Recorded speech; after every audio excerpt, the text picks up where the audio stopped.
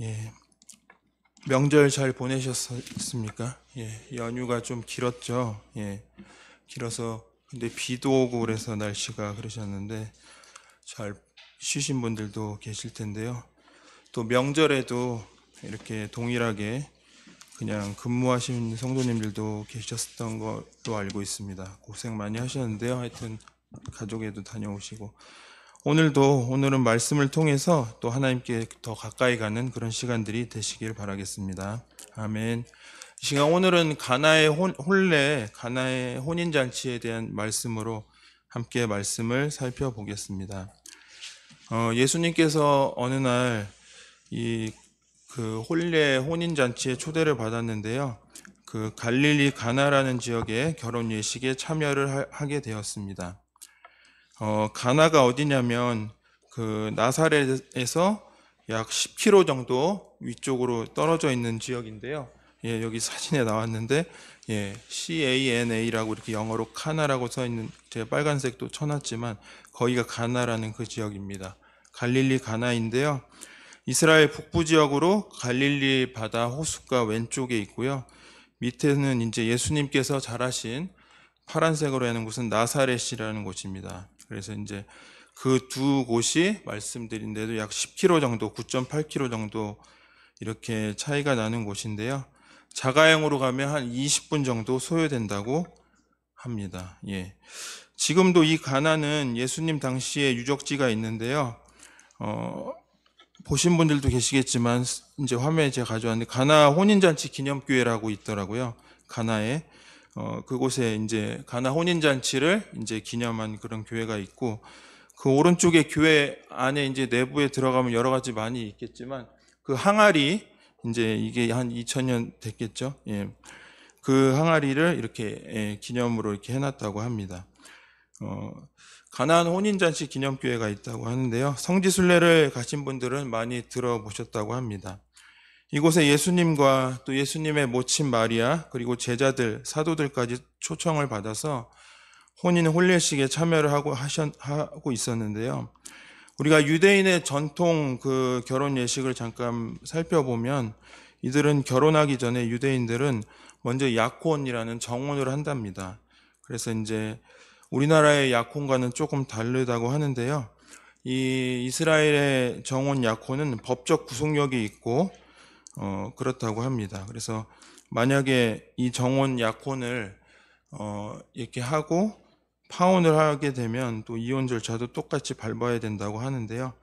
정혼 기간 중에 법적 부부로 그 인정을 하는 것이기 때문에 이 정혼하는 것은 참 중요하다고 하고 또 이 정혼할 때 신랑은 신부 측에 지창금을 보낸다고 합니다. 예, 재물을 보내서 상징적인 의미가 있다고 합니다. 결혼하겠다는 의지와 내가 이 여성과 결혼하겠다는 분명한 의사표시를 할 때 이 지창금을 보낸다고 하는데요. 그리고 정혼 기간 약 1년여 사이에 신랑은 신부를 데려올 준비를 하고 그 아내 될 신부는 결혼 생활에 필요한 물품을 준비하기도 합니다. 그래서 이제 신혼을 준비하는 기간은 1년이 지났는데 특이한 것이 뭐냐면 정혼 기간 중에 두 사람의 만나는 것이 이제 그 유대인들이 엄격하게 이렇게 좀 제한돼 있다고 하더라고요. 좀 특이하죠. 어떻게 보면 자주 만나야 되는데 이렇게 하는가 하니 혼전 동거를 이제 금지하고 순결을 위해서 그렇게 한다고 하더라고요. 그 이제 제가 사진도 하나 가져와 봤는데요. 이게 그 이스라엘의 그 결혼 풍습이라고 하더라고요. 예. 그러긴 하는데 어쨌든 우리가 복음서에도 보면 마리아가 예수님의 어머니 모친 마리아가 예수님이 잉태하실 당시 정혼 기간, 약혼 기간이었는데요. 요셉과 정혼 기간이었습니다. 근데 마리아가 임신을 했다는 것이고 요셉과 관련이 없는 그런 상황이었어요. 그러니까 이 잉태했다는 소식을 듣고 요셉이 매우 낙심하고 어떻게 보면 분노했을 텐데 어떻게 보면 그래서 그 와중에 요셉이 마태복음 1장에 보면 이렇게 가만히 이렇게 정혼한 그 기간 가운데 남편 요셉이 이렇게 마리아를 가만히 끊고자 했다 이렇게 표현이 되어 있죠. 여기 이제 세번역 성경에는 가만히 파혼하고자 하였다라고 이렇게 쓰여져 있습니다. 그러니까 예수님께서 그 정혼 기간에 이제 요셉과 정혼을 하고 약혼을 하고 이제 1년 뒤에 그 결혼을 해야 될 그 기간에 성령으로 마리아의 성령으로 잉태된 것이죠. 근데 요셉이 참 온유한 분 같습니다. 그래서 이렇게 그 가만히 끊고자 했다고 했는데요. 결국 천사가 이제 나타나서 요셉을 안심을 시키고 나중에 결혼을 하게 된다는 그렇게 내용이 마태복음에 쓰여져 있죠. 약혼 후에 이제 한 1년여가 지나게 되면 결혼식을 올리는데요. 아까 그 사진 화면 다시 한번 보여주시면 신랑이 이제 신부 집에 가서 신부를 데려와야 되고요. 신부 집에 갈 때 신랑이 밤 늦게 간다고 합니다. 그래서 신랑이 오기 전에 자면 안 되는 것이죠. 그래서 우리가 마태복음의 예수님 비유에 결혼 그 비유 슬기로운 그 다섯 처녀와 미련한 다섯 처녀 비유에 결혼 비유가 나오잖아요. 신부 집에 가서 이제 신랑이 신부를 데려오는데 그 예식을 신랑이 신부를 데리고 오면 이제 예식은 신랑 집에서 거행하게 된다고 합니다. 그리고 여기 보시면은 위에 이제 두 분이 이렇게 사랑의 가약을 이제 혼례를 맺을 때 그 위에 보시면 하얀 천이 이렇게 보이시는데요. 이게 어떻게 보면 천막이라고 하는데 결혼 차양이라고 할 수 있겠습니다. 그래서 이제 후파라고 쓰여져 있는데 이건 히브리어 말인데요.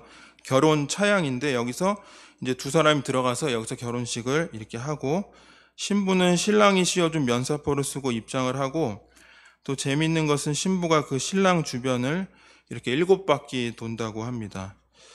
뭐 여리고성 도는 건 아니겠지만 하여튼 7바퀴를 돌고 신부가 신랑을 7바퀴를 돌고 또 요즘에는 조금 변형이 돼서 왜 여성만 도냐 신부만 도냐 그래서 신부가 먼저 3바퀴 돌고 이제 신랑이 또 3바퀴 돌고 나머지 1바퀴 같이 돈다고 변형된 그런 거 돌기 의식이 있다고 합니다. 이 돈다는 의미는 배우자가 내 중심에 있다라는 것을 나타내는 그런 표현이라고 하는데요. 그러고 나서 제가 이제 그 몇 가지 이렇게 순서에 대해서 써왔죠. 7바퀴 돌고 그다음에 이제 반지 교환을 하고 케투바라는 것을 이제 보시면 그게 이제 결혼 증서입니다. 예, 결혼 증서를 이렇게 서로 읽고 그다음에 결혼 증서인데 케투바를 통해서 이렇게 그 문서를 통해서 이렇게 보이고 결혼 계약을 하고 그다음에 이제 서로 축복 기도를 하고 나서 그다음에 이렇게 그 이제 축복 기도를 받고 이제 랍비를 통해서 축복 기도를 받죠. 예, 그렇게 받고 마지막에 이제 유리잔을 통해서 포도주를 마시고 나서 마지막에 이제 유리잔을 이제 신랑이 깨서 이렇게 잘 그 수건으로 감고 이렇게 해가지고 그 천으로 감아서 다치지 않게 하겠죠. 그리고 신랑이 그거를 밟아버리는데 마지막에 이 밟은다는 의미가 이스라엘 백성들이 이렇게 나라 없이 많이 흩어져서 오래 살았었잖아요. 그래서 나라가 깨졌던 것을 너희들이 결혼은 하지만 그것을 꼭 기억해라. 과거에 포로가 되고 멸망했던 것을 기억하면서 오늘 기쁜 날 이렇게 결혼하는 좋은 날이지만 또 절제해야 한다는 의미를 품기도 하고 또 결혼 서약은 다시 깨트리면은 붙일 수가 없기 때문에 그런 의미도 이렇게 상기시켜 준다고 합니다. 그래서 이제 또 한 가지는 또 결혼은 순탄하지 않지만 새로운 현실을 상기시키면서 시작을 다짐하는 그런 다양한 의미를 가지는 순서라고 합니다.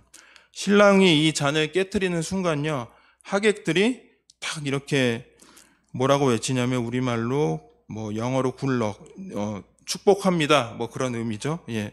그래서 히브리 말로는 마잘 토브라고 하는데요. 토브는 이제 창세기 1장에 천지 창조하실 때 하나님께서 하나님 보시기에 좋았더라는 그런 의미가 있습니다. 그래서 굿럭, 굿톱, 마잘 토브라고 이렇게 하객들이 잔을 깨트릴 때 신랑이 잔을 깨트릴 때 축하합니다라고 이렇게 하는 것이죠. 이렇게 혼인이 끝나고 나면 혼례가 이제 잔치가 며칠간 계속 되는데요. 한 7일 동안 성대한 잔치를 벌이게 된다고 합니다. 여러분 우리 예전에 그런 그 지붕 위에 바이올린이라는 여러분 그 영화 있었죠. 뮤지컬로도 나오고 했었는데 거기에 보면 유대인 가정에 5명의 딸이 있는데 거기서 이제 그 시집 보내고 반지를 끼워서 여기 결혼 이 예식처럼 7바퀴 돌고 반지 교환하고 케투바 사명과 랍비의 축복 기도를 받고 유의잔 받는 이런 순서가 나오거든요. 예. 그래서 이렇게 그 지붕 위의 바이올린 뮤지컬로도 나왔었는데 유대인의 전통 결혼식이 그 영화 뮤지컬에서도 나온 거를 이렇게 알고 있습니다. 여러분들도 다 보셨죠? 예. 참고로 우리나라도 이렇게 조선시대 유교적 전통 혼례가 있는데 잠깐 좀 참고해 보면요. 여러 가지로 이제 많이 있는데 가가레라고 해서 유교적 결혼 예식이 이제 집집마다 다르지만 있었다고 합니다. 그래서 이제 일방적으로 여러 가지로 다르긴 하는데 보통 7가지로 중매라고 해서 의혼이라고 그러죠. 납채문, 답장, 또 함드리, 친형, 혼례, 패백 이런 순서로 이렇게 가는데요. 중매는 처음에 이제 두 사람이 결혼을 하겠느냐 이렇게 결혼 서로 합의를 하면 납채라고 해서 비단 같은 것을 통해서 우리는 크리스찬들이니까 안 믿지만 신랑의 사주 같은 거 연원월시 있잖아요. 언제 태어나고 한 그런 것들 뭐 1980년 몇 월 며칠 몇 시에 태어난 그런 걸 적고 납채문이라고 결혼해 주십시오. 이렇게 해서 빨간 이 홍색 비단에 이렇게 이것을 해가지고 신부집에 보내면 신부집에서 그 날짜를 선택을 해서 결혼해 주시겠습니까에 단문을 한다고 합니다. 그래서 그때 결혼합시다 해서 옛날 어른들은 이렇게 조선시대 그런 혼례를 가가레라고 했었는데요. 예, 미신적인 것들이 많이 있었죠. 9수면 안 보내고 그런 것들이 있었습니다. 그래서 단문을 보내고 이제 날짜를 잡고 혼례 날짜가 들어오면은 함이 들어오죠. 그래서 이제 그 함을 가지고 들어오는 분을 함진애비라고 하는데 그 냄새나는 오징어를 이렇게 뒤집어 쓰고 신랑이를 버리면서 함사시오 하는 그래서 돈이 기름이 없어서 못 가겠네 그러면서 이제 친형 이렇게 하면서 이어서 순서가 계속 혼례와 패백으로 이렇게 이어진다는 것을 알 수 있습니다. 여러분 예로부터 혼례는 일륜지 제사라고 그랬잖아요. 그래서 우리나라는 관홍 상제 이 4가지를 중요하게 그렇게 잘 여겼습니다. 그래서 이제 우리나라에 그런 것들도 있었다는 것을 말씀드리고요. 다시 본론으로 돌아가서요. 가나 혼인잔치에 큰 위기를 닥쳤는데 오늘 본문 말씀에 우리가 잘 알고 있는 말씀이죠. 포도주가 떨어진 것입니다. 유대인들의 혼인잔치의 중심은 포도주가 중심이었습니다. 뭐 저도 잘은 모르지만 우리나라 남도 쪽에 가면은 그 결혼할 때 홍어가 이렇게 떨어지면 안 되는 데가 있고 뭐 동해안 쪽에는 문어가 떨어지면 안 되는 것 같은 잔치에 그 끝나는 것처럼 되듯이 이 당시 유대인들은 포도주가 떨어지면 그런 잔치가 끝이 난다는 것입니다. 그래서 그런 위기에 처해 있었는데요. 참 그 혼주 입장에서는 상당한 위기고 놀랐을 것입니다. 이때 예수님의 모친인 마리아가 예수님께 슬며시 와서 이렇게 말씀을 하시죠. 요한복음 2장 우리가 7절부터 읽으셨는데 앞에 3절에 보시면 제 세번역 성경에 가져왔는데 포도주가 떨어졌다고 하면서 예수님께 이렇게 말씀하는 장면이 나옵니다. 예, 그래서 포도주가 없다고 이렇게 말씀을 하는 넌지시 예수님에게 이것 좀 어떻게 좀 해보세요 라는 이런 표현이죠. 그렇게 해서 말씀을 던졌습니다.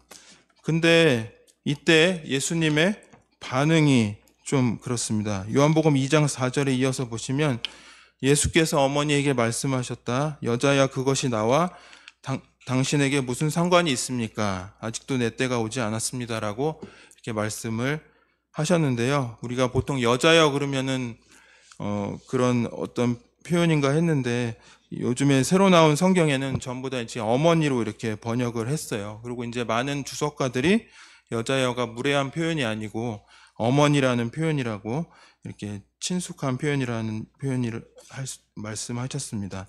그래서 이제 예수님께서 마리아의 질문에 예수님께서 이것 좀 어떻게 해보라고 하였을 때 예수님께서 그것이 무슨 상관이 있냐고 이렇게 하면서 요즘 표현으로 하면 그래서요 어떻게 하라고요? 어쩌라는 거예요? 이렇게 예수님이 거절한 그런 명백한 거절의 표현이 나오고 있습니다. 어머니도 이제 포도주가 없네요 하면서 예수님께 이렇게 어떻게 좀 해주시기를 예수님께서 해주시길 바랐는데 예수님께서는 내 알 바가 아닙니다라고 표현을 했습니다. 근데 마리아가 그때 포기하지 않고 이어서 5절에 하인들에게 이렇게 말을 하죠. 그 어머니가 일꾼들에게 이르기를 무엇이든지 그가 예수님께서 시키는 대로 하세요라고 이렇게 하였다라고 5절 말씀에 쓰여져 있습니다. 예수님께서 뭐라고 하시든지 그대로 순종하라고 하인들을 향해서 이렇게 말씀을 했는데요. 사실은 이거는 예수님을 향한 요청이죠. 예수님을 향한 압박이었던 것입니다. 그래서 마리아의 심정에 이 기적이 일어나게 된 아주 중요한 역할을 하게 된 것입니다. 어찌 보면은 나와 상관이 아무 없다고 예수님께서 그 말을 하셨는데 그 말을 듣고 저처럼 이렇게 좀 내성적인 사람이면 그러고 돌아가거나 그랬을 텐데 예수님의 어머니 모친이었던 마리아는 그 말을 듣고 끝나지 않았습니다. 마리아가 이 말을 하인들에게 함으로써 꺼져가는 물을 다시 살리는 격이 되었는데요. 여러분 이것이 참 중요한 것임을 알 수 있습니다. 예수님께서는 복음서에 보시면 참 사랑이 많으시지만 때로는 냉정한 또 하나님께서는 냉정한 모습을 우리들에게 보이실 때가 있는데요. 그런 말씀에 우리가 포기를 해버리면 아무런 일도 일어나지 않습니다. 여러분 마가복음의 7장에 보시면 그 이방 여인이었던 헬라인 수로보니게 여인이 나오잖아요. 그때 수로보니게 여인이 자신의 집에 딸이 귀신 들려서 고통을 받고 있을 때 예수님께 와서 좀 고쳐달라고 이렇게 말씀을 드렸습니다. 그랬더니 예수님이 얼마나 매정하게 냉정하게 그러셨습니까? 여기 마가복음 7장에 제가 말씀 가져왔듯이 자녀들을 먼저 배불리 먹어야 한다고 하면서 자녀들이 먹을 빵을 집어서 개들에게 던져주는 것이 옳지 않다라고 이렇게 아주 매정하게 예수님께서 말씀을 하셨죠. 얼마나 냉정하신 말씀이에요. 근데 그때 그냥 또 내성적인 저처럼 이렇게 끄시고 돌아갔으면 네 하고 왔으면 끝일 텐데 이것을 불을 살리게 된 계기가 28절 말씀처럼 이 수로보니게 여인이 개도 주인의 상에 떨어지는 음식을 먹습니다. 부스러기를 먹습니다. 이렇게 대답을 하였습니다. 이 수로보니게 이방 여인의 얼마나 말한 이 말이 명문장이라고 할 수 있는데요. 대단한 말인 것을 알 수 있죠. 예수님께서 할 수 없는 그런 상황에서 다시 불길을 일으켜서 놀라운 기적을 베푸셨고 결국 29절 말씀에 예수님께서 그 여자에게 말씀하시기를 내가 그렇게 말하니 돌아가거라 귀신이 내 딸에게서 나갔다 하고 이제 돌아와 보니 30절에 그 딸이 고침받았던 내용이 나오고 있습니다. 여러분 구약 성경에도요 우리가 잘 아는 엘리사 선지자에게 그 나아만 장군이 이렇게 찾아와서 고쳐달라고 했을 때 내가 이 훌륭한 내가 유명한 장군이니까 나아만 장군이 나를 만나서 이렇게 고쳐주겠지 했는데 엘리사가 나타나지도 않고 그냥 요단강에 가서 7번 씻으라고만 하니까 이제 그 나아만 장군이 기분이 나빠서 그냥 돌아가려고 했었죠. 그때 그 부하들이 수종들이 이렇게 얘기하지 않습니까? 열왕기하 5장 13절에 장군님 그 예언자가 그 엘리사 선지자가 이보다 더한 일을 하라고 하였다도 하지 않으셨겠습니까? 다만 몸이라도 이렇게 씻는 건데 7번 가서 씻는 게 무엇이 그렇게 어렵습니까? 라고 이렇게 오히려 그 수종들이 얘기를 했죠. 그때 그 나아만이 그곳에 가서 결국 7번 이렇게 들어갔다 나왔다 해서 씻음 받고 자신의 나병이 깨끗이 이렇게 고침받은 것이 나오고 있습니다. 여러분 우리가 이 말이 꺼져가는 불을 살리는 말을 저도 잘 못해서 맨날 이렇게 이유미 사모님한테도 지적을 받고 하는데 고치려고 하고 있는데요. 우리가 어떤 상황 속에서 이렇게 그런 갑자기 예상치 못한 말이 오거나 그럴 때 우리는 당황할 수는 있겠지만 그래도 이 수로보닉의 여인이나 또 나아만 장군의 그 부하들의 말을 나아만이 듣고 또 이렇게 했듯이 우리도 그 불을 살리는 말을 하고 그렇게 살아가셨으면 좋겠습니다. 하나님께서는 우리를 늘 호의를 베푸고 사랑을 베푸는 분이시고 우리의 작은 신음에도 들으시는 분이십니다. 그런 상황에 있어서 하나님께서 우리를 때로는 어떤 이런 그 나아만이나 또 수로보닉의 여인처럼 어떤 시험을 가끔 이렇게 겪기도 합니다. 근데 그때 시험에 들 것 같은 시험 속에서 하나님의 기적은 반드시 대가를 필요하다는 것을 알 수 있는데요. 어떤 값싼 은혜가 되지 않기를 위해서 그 대가를 있어야 되는 것을 알 수 있습니다. 예수님께서 비록 그 기적을 행할 수 있는 그런 값을 치르게 하셨음을 알 수 있습니다. 오늘 본문에서도 예수님께서 마리아의 그 이야기를 듣고 나서 예수님께서 이제 하인들에게 말씀하신 그 말씀을 두 마디 하십니다. 요한복음 2장 7절, 8절 우리가 읽으셨던 말씀을 세번역 성경에 보시면 예수께서 일꾼에게 말씀하시길요. 이 항아리에 물을 채워라. 그리고 항아리마다 물을 가득 그들이 채웠는데요. 이제 예수님께서 8절에 하인들에게 말씀하시기를 떠서 잔치를 맡은 이에게 가져다 주라고 그렇게 말씀을 하셨습니다. 그러니까 물을 채우고 이제 예수님의 모친 마리아의 말을 듣고 예수님께서 일꾼들에게 그 항아리에 물을 채우고 그 물을 떠서 잔치에 갖다 주라고 이렇게 두 가지를 이렇게 말씀을 하십니다. 연회장이 이제 물을 뜨고 그 연회장이 갖다 주었는데요. 이제는 떠서 연회장에 갖다 주라고 이렇게 말씀을 하셨는데 이때 놀라운 것은 또 하인들의 순종이었습니다. 마리아의 그 마중물과 같은 그 믿음이 꺼져가는 그 불이 다시 살렸다면 하인들의 순종을 통해서 기적을 일으키는 순종이 됐다는 것을 우리가 알 수 있습니다. 물을 채워라. 그리고 그 물을 떠서 연회장에 갖다 줘라고 이렇게 말씀을 한 예수님의 말씀에 하인들은 즉각 순종하였습니다.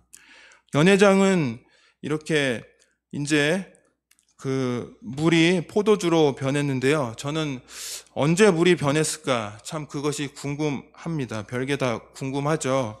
여러분들은 아니신지 모르겠지만 저는 궁금했는데 물을 떠서 연회장에 갖다 줘라 그랬을 때 물이 변했을까? 아니면 물이 연회장으로 갈 때 포도주로 변했을까? 근데 제 그냥 소견입니다. 짧은 소견으로는 그 물을 붓고 물이 이렇게 갖다 줄 때 기적이 일어나지 않았을까 생각이 드는데요. 어쨌든 물을 갖다 주라고 하고 하인들은 그것을 이렇게 들고 또 갔습니다.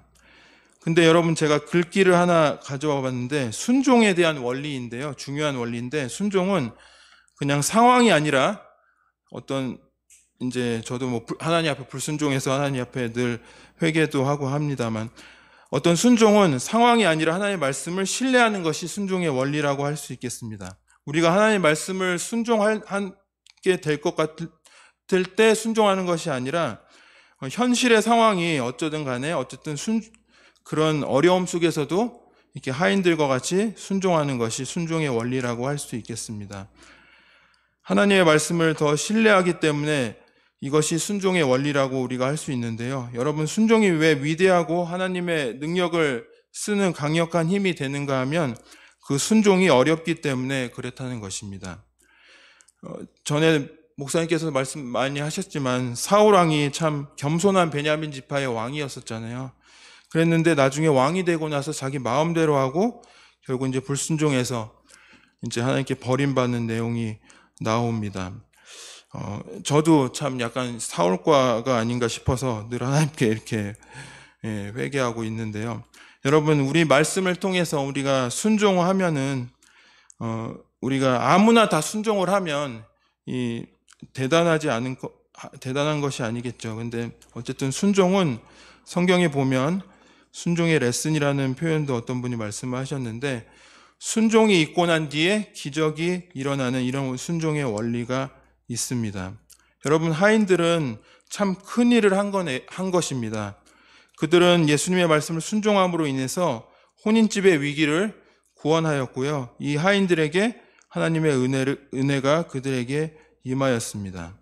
하나님의 능력과 은혜를 직관하였다는 것이 이 하인들이 평생 잊혀지지 않을 은혜를 입은 것임을 알 수 있습니다.